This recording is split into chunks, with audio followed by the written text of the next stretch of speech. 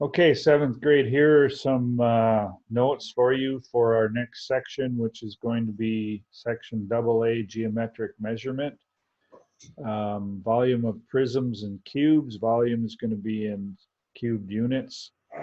For a rectangular prism, you find the volume by taking the length times the width times the height. And the cube is volume is equal to side cube. So if you know one of the sides, you just multiply it by itself 3 times, and you would have the volume of that particular cube. The formula for finding the volume of a cylinder is volume is equal to base times height. And remember now, the base is going to be the area of the base, which is a circle. And finding the circle area is going to be pi times the radius squared. So those are the volume formulas that you're going to need to know for this unit. Some surface area hints for you for prisms and cubes. And surface area is going to always be in square units. A rectangular prism, to find the surface area, it's the area of the 3 rectangles added together, and then you multiply that by 2. Here's an example of that. If the length is 6 foot, the width is 7 foot, and the height is 8 foot, you match up each one of these with each other 1 time. So you have a rectangle that is 6 by 7, you have a rectangle that is 6 by 8, and you have a rectangle that is 7 by 8. And here are the 3 areas, 42, 48, 56. You add those together and get 136 multiplied by 2. So the surface area of that particular rectangular prism then is going to be 272 feet squared.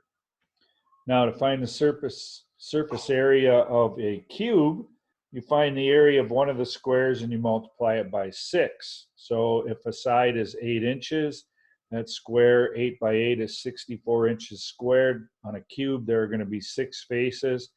So you'd multiply that number by 6, and you would get 384 inches squared for the surface area of that particular cube.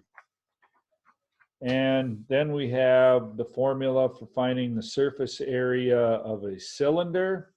That is going to be 2 times pi times the radius times the height.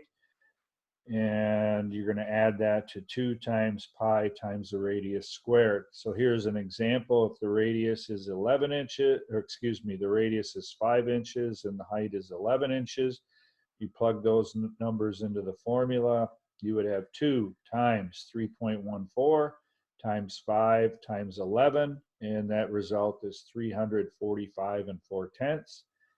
You're going to add that to the other part of the formula. When you put in the radius, 2 times 3.14 times 25, that is equal to 157. I then add those two together, and that's how I come up with 502.4 inches squared. Those should help you a little bit then with, what section is this? This is AA, geometric measurement, and I'll be posting on Google Classroom the sites that you need to, or the problems that you need to be doing.